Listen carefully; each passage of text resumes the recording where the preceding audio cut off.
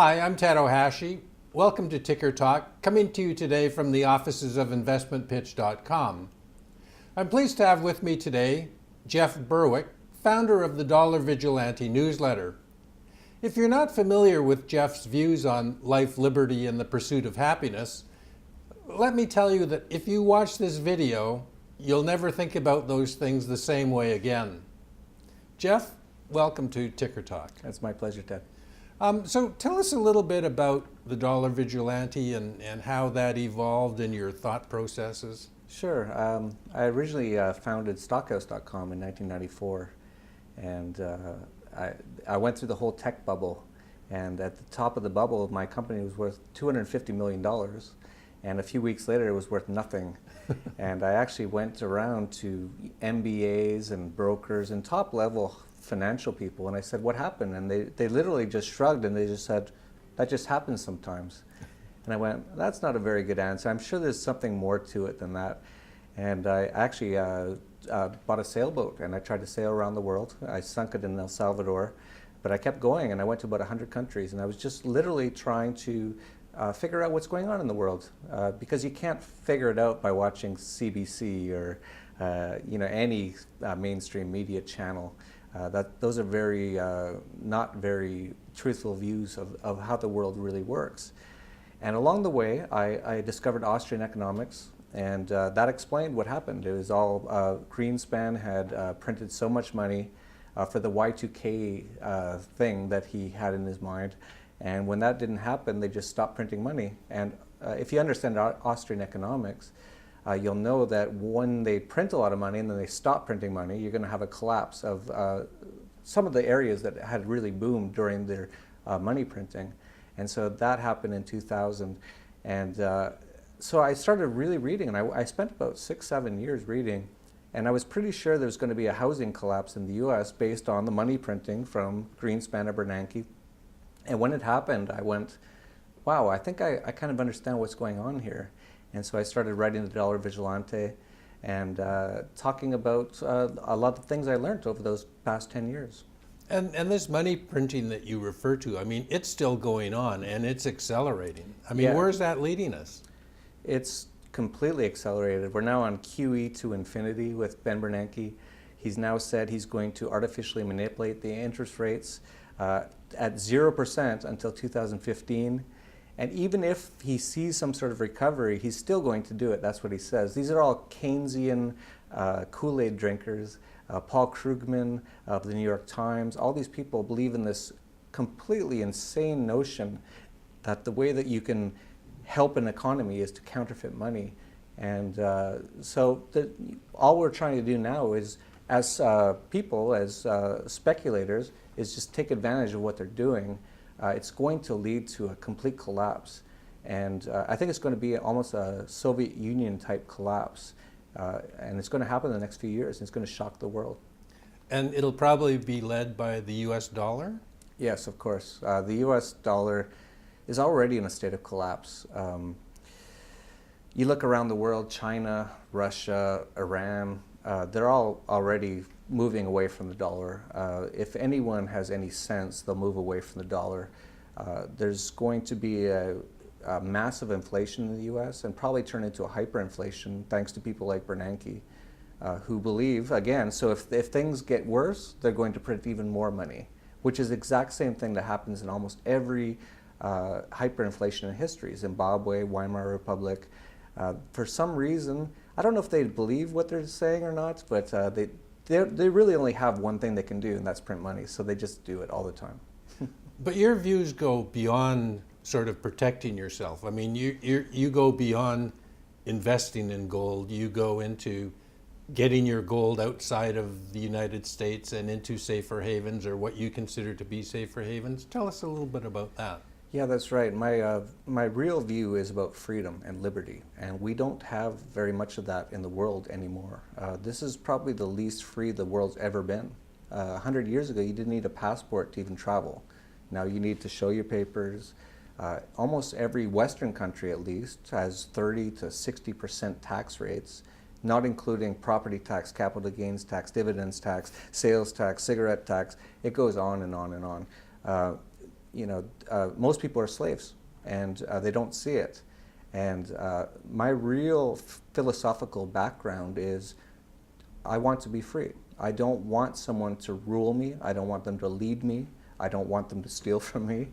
And what I'm writing about and what I'm doing is just trying to help people sort of understand how to get outside of that system. Now, you sometimes refer to yourself as an anarcho-capitalist. Mm-hmm. What does that mean? Yeah, that's a word actually coined by Murray Rothbard. And it's two different terms, anarchist and capitalist, which is actually the same thing. Really, and the word anarchist has really been, the governments always try to affect how people react to that word. The word actually is a Greek word, and it means an without archo, a ruler. And all it really means is you don't want to have someone rule you or lead you or guide you, take your money or take anything or really affect you. Anarchist really, the word really means that you want to have every transaction be voluntary. So you want to, you don't want to coerce people. You don't want to initiate aggression. All states, all governments are coercion-based. They're violence-based. If they weren't, they wouldn't be government. And this movement has really been growing over the years. And I actually got introduced to it by Doug Casey, who's at the Vancouver show that we're just at. And I've just gone on from there. And it's a beautiful philosophy. And the more that people really understand this philosophy, the better, more peaceful, and more prosperous world we'll have. And so that gets to another point. You don't just talk about getting your assets out. You encourage people to get out and leave the United States, leave Canada, and go to places in South America that people ordinarily wouldn't think are safer than North America. Yeah, the total human history has been one of running away from governments. You look at Rome, a lot of the people at the end of the Roman Empire, people were literally trying to escape from there and go to the barbarian lands and just get away from those governments which were taking their money. And that's actually the story of Jesus, was that he did not want to pay taxes in Rome. That's all gone misconstrued now, and now it's all about different things, but that was really the story. The entire human history, as far as we know it, we only really know about 5,000 years, is one of escaping oppression. And it's really interesting right now because you have, for example, in France, Gerard Depardieu, very famous actor. Hollande, which is now the prime murderer of France, raised the tax rate to 75%. And within a week, Gerard Depardieu defected.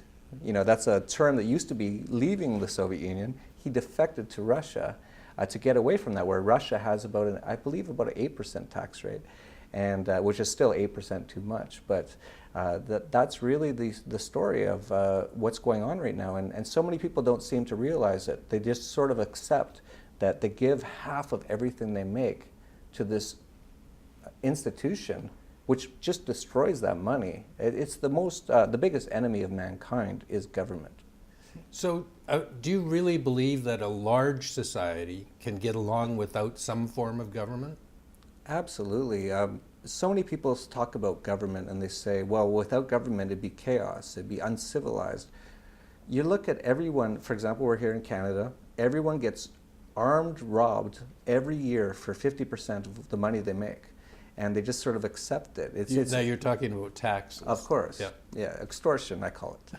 And people have just sort of accepted it. And it's a lot of brainwashing, actually. It starts in the public indoctrination systems. 12 years of basically training people not to think. That's what those schools do. There's no creativity allowed. If anyone even looks like they're being creative, especially in the US now, they immediately put them on pharmaceuticals, Adderall, all sorts of dangerous chemicals. Vladimir Lenin said, if you give me your child for 4 years, the seed I plant will never be uprooted. In the US, Canada, and the Western world now, it's 12 years, 16 if they go to college, and then they usually have debt for life, hundreds of thousands of dollars worth of debt for useless, completely meaningless pieces of paper. Now, you currently reside in Acapulco, Mexico. I've been there, and I know of some of the benefits that you talk about, but there's also a downside to that. I mean, I know you think it's perfectly safe there, but let's face it, is it as safe as it is in Vancouver, say?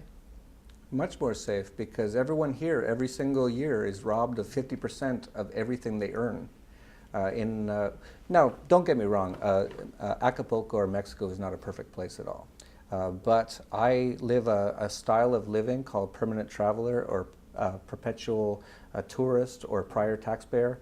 And you try not to live in any one country long enough to become a resident. So I'm not a resident of Mexico, I'm a tourist. And they always treat the tourists very well. They treat their own tax slaves very poorly. And so you can live in such a way that it's, of course, it's very safe. Where I live in Acapulco, there's a lot of propaganda. For example, in Chicago, no one talks about Chicago. In Chicago, every single weekend, no less than 50 people get shot. So you talk about safety. The word safety to me is a very vague term. And I think, safety is what you want it to be. But I do live in Acapulco. I have no problems in Acapulco, nothing. There is some problems, and it's all caused by the U.S. war on drugs, which is a war on plants. They call them drugs. It's just flowers and plants.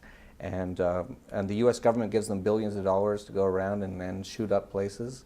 And it causes a lot of problems. But the part of where I live in Acapulco is completely safe. It's all millionaires and billionaires, to me, it's completely safe.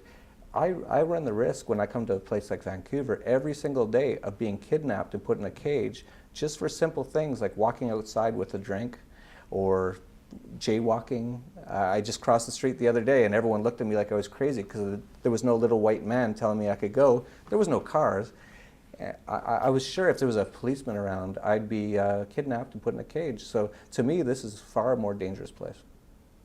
Well, Jeff, thank you very much for being with us today and sharing some of your views.